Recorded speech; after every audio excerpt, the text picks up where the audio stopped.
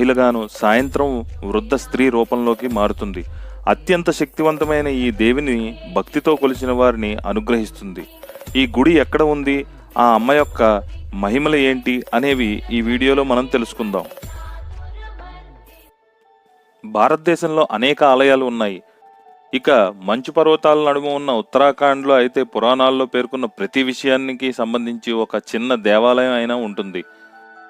ఉత్తరాఖండ్ రాష్ట్రంలో శ్రీనగర్లో ప్రవహిస్తున్న అలకనందా నదీ తీరంలో అత్యంత ప్రాచీనమైన ధారాదేవి ఆలయం ఉంది.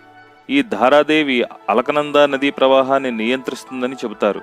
ధారాదేవిని ధరాదేవి అని కూడా పిలుస్తారు. ఈ దేవత చల్లని చూపు వల్లే అలకనందా నది చాలా ప్రశాంతంగా ప్రవహిస్తూ భక్తులకు ఎటువంటి ఆపద తలెత్తనీయకుండా చేస్తుందని స్థానిక భక్తులే కాకుండా హిందూ భక్తులు కూడా నమ్ముతారు. ఈ దేవాలయం సుమారు 8వ శతాబ్దం నుంచి ఇక్కడే ఉందని చెబుతారు. ఇక ఇక్కడ వెలిసిన ధారా లేదా ధర అమ్మవారి